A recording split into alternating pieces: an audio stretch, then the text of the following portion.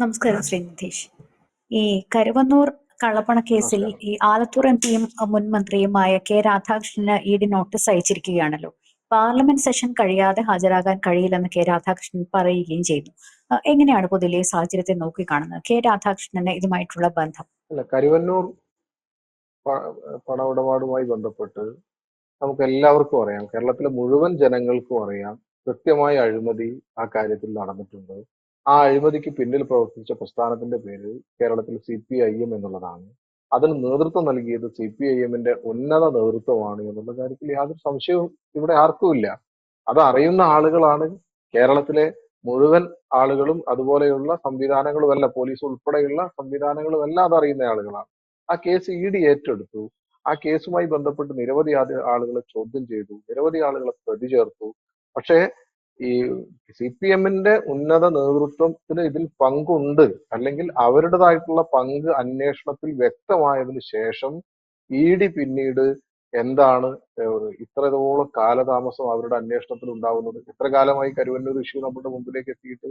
ഞങ്ങൾ ഒരു കാര്യം പറയാം, കേരളത്തിലെ ഒച്ചുകൾക്ക് ED-യേക്കാൾ വേഗതയുണ്ട് എന്നുള്ളതാണ് ഞങ്ങൾക്ക് മനസ്സിലാക്കുന്നത്. കാരണം അത്രയേറെ ഒച്ചിഴയും വേഗതയും എന്നൊക്കെ നമ്മൾ പറയാറുണ്ട്. പക്ഷെ അതിനേക്കാൾ വേഗത കുറഞ്ഞിട്ടാണ് ഈ വിഷയവുമായി ബന്ധപ്പെട്ട് ED ഇഴഞ്ഞുകൊണ്ടിരിക്കുന്നത്. അത് എന്തിന്റെ പേരിലാണെന്ന് ഞങ്ങൾക്ക് കൃത്യമായി അറിയാം, ഇവിടെയുള്ള പൊതുസമൂഹത്തിന് അറിയാം. ഇപ്പൊ രാധാകൃഷ്ണൻ നോട്ടീസ് കൊടുത്തു എന്ന് പറയപ്പെടുന്നു. രാധാകൃഷ്ണൻ നോട്ടീസ് കിട്ടി, അദ്ദേഹത്തിന് ആരോ ക്ഷണക്കത്ത് കൊടുത്ത പോലെയാണ്.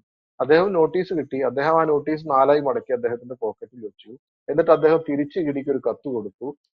എനിക്ക് സമ്മേളനമുണ്ട്, എനിക്ക് ഒന്ന് രണ്ട് കല്യാണങ്ങളുണ്ട്, അത് കഴിഞ്ഞിട്ട് കുറച്ച് സൽക്കാരങ്ങളുണ്ട്, ഇതെല്ലാം കഴിഞ്ഞ് ഞാൻ എൻ്റെ ആയിട്ടുള്ള സമയം വരുമ്പോൾ ഞാൻ നിങ്ങൾക്ക് മുമ്പിൽ ഹാജരായിക്കോളാം. ഇനി ED എന്താ ചെയ്യാൻ പോകുന്നത്? ആ കത്ത് വാങ്ങി ED-യും അതുപോലെ നാലായി പോക്കറ്റിൽ മടക്കി വീണ്ടും ഒരു കത്ത് കൊടുക്കുമായിരിക്കും. ഇങ്ങനെ പരസ്പരം കത്ത് കൊടുത്തുകൊണ്ട് നീട്ടിക്കൊണ്ടുപോവുകയല്ലാതെ ക്രിയാത്മകമായി എന്ത് ഇടപെടലാണ് ഈ വിഷയത്തിൽ ഉണ്ടായിട്ടുള്ളത്? എന്താണ് അന്വേഷണത്തിന്റെ പുരോഗതി? അത് അറിയാൻ കേരളത്തിലെ പൊതുസമൂഹത്തിന് താല്പര്യമുണ്ട്. കാരണം എന്ന് പറയുന്നത്, കരുവന്നൂർ ബാങ്കുമായി ബന്ധപ്പെട്ട് നിരവധിയായിട്ടുള്ള നിക്ഷേപകർ, നമുക്കറിയാലോ, നിക്ഷേപിക്കപ്പെട്ട പണം പിൻവലിക്കാൻ സാധിക്കാതെ മരണപ്പെട്ടു പോയ ആളുകളുണ്ട് കരുവന്നൂരുമായി ബന്ധപ്പെട്ട്. ആ പണം പിൻവലിക്കാനാവാതെ വിവാഹം മാറ്റിവെക്കേണ്ടി വന്ന ഹതഭാഗ്യരായ മനുഷ്യരുണ്ട്. അവരോട് ഉത്തരം പറയാൻ ഇവർക്കൊക്കെ ബാധ്യതയുണ്ട്. ഈ അഴിമതിക്ക് നേതൃത്വം നൽകിയവർക്ക് ബാധ്യതയുണ്ട്, ഈ അഴിമതി അന്വേഷിക്കുന്നവർക്ക് ബാധ്യതയുണ്ട്. അപ്പൊ ഇതൊരു സെറ്റിൽമെന്റിലേക്കാണ് നീങ്ങിക്കൊണ്ടിരിക്കുന്നത് എന്ന് ഞങ്ങൾ കൃത്യമായി സംശയിക്കുകയാണ്.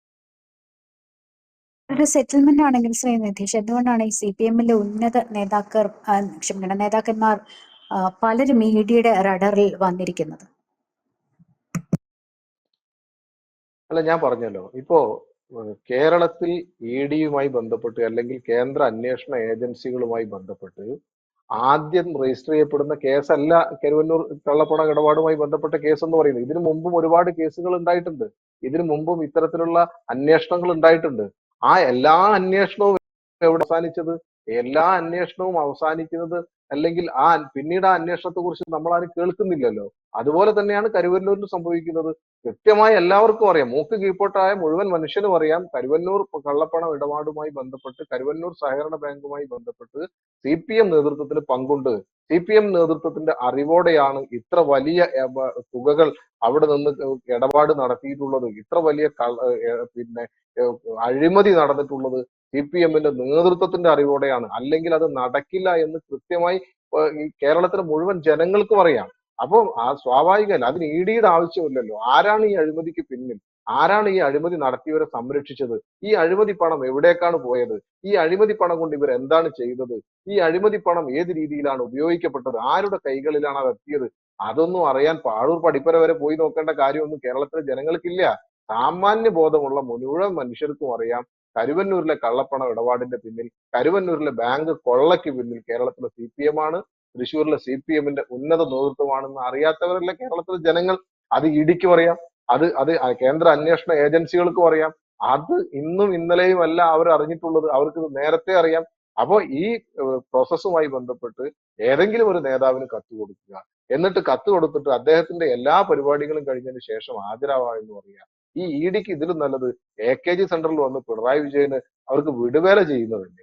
നിങ്ങൾ ആലോചിച്ച് നോക്കൂ, ഒരു അന്വേഷണ ഏജൻസി കൃത്യമായി അന്വേഷിക്കാൻ അവർക്ക് തെളിവുകൾ ഉണ്ടെങ്കിൽ എന്തിനാണ് ഇത്രയധികം കാത്തു നിൽക്കുന്നത്? അതുകൊണ്ടാണ് ഞാൻ പറഞ്ഞത്, എല്ലാ ഉന്നത നേതൃത്വവും ഇഡിയുടെ റഡാറിലുണ്ടായിരിക്കാം, എല്ലാ ഉന്നത നേതാക്കന്മാരും കേന്ദ്ര അന്വേഷണ ഏജൻസികളുടെ റഡാറിലുണ്ടായിരിക്കാം. പക്ഷെ ഇവരൊക്കെ എവിടെയാണ് എത്തി നിൽക്കുന്നത് എന്നുള്ള ഒരു ചോദ്യം നമ്മുടെ മുമ്പ് ബാക്കിയാവുകയല്ലേ? അതുകൊണ്ടാണ് ഞാൻ പറഞ്ഞത്, ഇതൊരു സെറ്റിൽമെന്റിലേക്ക് നീങ്ങുകയാണ്. കേരളത്തിലെ CPM-ഉം കേരളത്തിലെ BJP-യും കേന്ദ്രത്തിലെ BJP-യും തമ്മിൽ കാലങ്ങളായി ഏകദേശം ഒരു സെറ്റിൽമെന്റിന്റെ പാതയിലാണ് പോയിക്കൊണ്ടിരിക്കുന്നത്. ഒരു CJP ബന്ധം ഇതിനകത്ത് ഞങ്ങൾ സംശയിക്കുന്നുണ്ട് എന്ന് കൃത്യമായി അടിവരയിട്ട് പറയാൻ ഞാൻ ആഗ്രഹിക്കുക. ശ്രീ നിതീഷ്, ഈ നേരത്തെ പറഞ്ഞ പോലെയാണ് ഇത് ആരൊക്കെ എടുത്തു, എങ്ങോട്ടൊക്കെ കൊടുത്തു, ആർക്കൊക്കെ പോയി, ഇത് വലിയൊരു ചങ്ങല ആയിരുന്നു. മാത്രമല്ല വളരെ കോംപ്ലിക്കേറ്റഡുമാണ്. അങ്ങനെ നോക്കുമ്പോൾ ഈ വലിയ തുകകളൊക്കെ വ്യാജ വായ്പയായിട്ട് എടുക്കുന്നു. അത് ഈ പറയുന്ന പോലെയാണ് CPM-ന്റെ തന്നെ മുഖ്യ സാമ്പത്തിക സ്രോതസ്സായിട്ടൊക്കെ, പ്രത്യേകിച്ച് 2018 അവിടെ സംസ്ഥാന സമ്മേളനം നടന്നപ്പോഴും ഇവിടെ നിന്നാണ് തുകകൾ, അല്ലെ, കരുവന്നൂരിലെ ബാങ്കിന്റെ തട്ടിപ്പുമായി ബന്ധപ്പെട്ട തുകകൾ വെച്ചിട്ടാണ് ആർഭാടമായ സംസ്ഥാന സമ്മേളനം നടത്തിയത് എന്നൊക്കെ കണ്ടു. മാത്രമല്ല നേരത്തെ പറഞ്ഞ പോലെ തന്നെ ബ്ലാക്ക് വൈറ്റ് ഒക്കെ കള്ളപ്പണം വെളുപ്പിക്കാനുള്ള പരിപാടികൾ ഒക്കെ നടത്തിയത്. പക്ഷെ പഴുതടച്ചുള്ള ഒരു അന്വേഷണം ആയിരിക്കും ED നടത്തുന്നത്. അങ്ങനെ ഒരു ലൂപ്പ് ഹോൾ ഉണ്ടാക്കി ആരും രക്ഷപ്പെടാൻ സാധിക്കാത്ത രീതിയിലുള്ള പഴുതടച്ച അന്വേഷണം. അതുകൊണ്ടായിരിക്കില്ലേ ഈ ഒച്ചിഴയുന്ന വേഗത? അത് ഞാൻ പേഴ്സണലായി ചോദിക്കുന്നതല്ല, അങ്ങനെ നമുക്ക് കരുതിക്കൂടെ?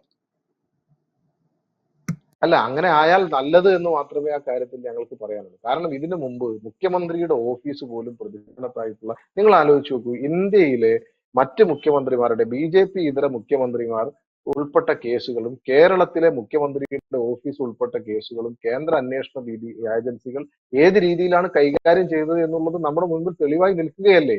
അതുകൊണ്ടാണ് ഞാൻ പറഞ്ഞത്, ആ രീതിയിലുള്ള ഒരു സെറ്റിൽമെന്റ് ഞങ്ങൾ ഇതിൽ സംശയിക്കുന്നു എന്ന് ഞാൻ പറയാനുണ്ടായ കാരണം അതാണ്. പക്ഷേ ഈ പറയുന്ന രീതിയിലാണെങ്കിൽ, അങ്ങനെ പഴുതടച്ചുള്ള ഒരു അന്വേഷണമാണെങ്കിൽ അത് നല്ലത് എന്ന് മാത്രമാണ് ഞങ്ങൾക്ക് പറയാനുള്ളത്. കാരണം കേരളത്തിലെ സഹകരണ സംവിധാനങ്ങളെ കുറിച്ച് നമുക്കറിയാം. ലോകത്തിന് തന്നെ മാതൃകയായിട്ടുള്ള, ഈ രാജ്യത്തിൽ ഏറ്റവും മാതൃകാപരമായി നടക്കുന്ന ഒരു സഹകരണ സംവിധാനമാണ് കേരളത്തിന്റെ സഹകരണ സംവിധാനം എന്ന് പറയുന്നത്. ആ സഹകരണ സംവിധാനത്തെ പാർട്ടി വളർത്താനുള്ള, ആ സഹകരണ സംവിധാനങ്ങളെ ഒരു കറവപ്പശുവായി മാറ്റാനുള്ള CPM-ന്റെ ആ വിശ്വാസ്യത തകർക്കുന്ന, കേരളത്തിലെ സഹകരണ മേഖലയുടെ വിശ്വാസ്യത തകർക്കുന്ന രീതിയിലാണ് കരുവന്നൂർ വിഷയം ഉണ്ടായത് എന്നുള്ളത് കേരളത്തിലെ മുഴുവൻ ആളുകൾക്ക് പറയാം. ആ വിശ്വാസ്യത വീണ്ടെടുക്കേണ്ടത് ഇവിടുത്തെ സർക്കാരിന്റെ കൂടി ഉത്തരവാദിത്തമാണ്.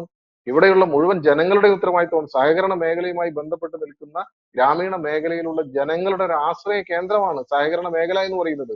ആ ആശ്രയ കേന്ദ്രത്തിനെതിരെ ഇത്തരത്തിലുള്ള രീതിയിൽ ഒരു അഴിമതി ഉണ്ടാകുമ്പോൾ ആ സഹകരണ മേഖലയെ കരിവാരി തേക്കുന്ന രീതിയിലേക്ക് ഈ വിഷയം മാറുമ്പോൾ കൃത്യമായി എത്ര അടച്ച അന്വേഷണമാണെങ്കിലും അതൊരു സമയബന്ധിതമായി പൂർത്തിയാക്കാൻ, അത് സമയബന്ധിതമായി അതിന്റെ കുറ്റക്കാരെ കണ്ടെത്താൻ, അവർക്കെതിരെ കുറ്റപത്രം നൽകാൻ എന്തിനാണ് ഇത്ര താമസിക്കുന്നത് എന്നാണ് ഞങ്ങൾ ചോദിക്കുന്നത്.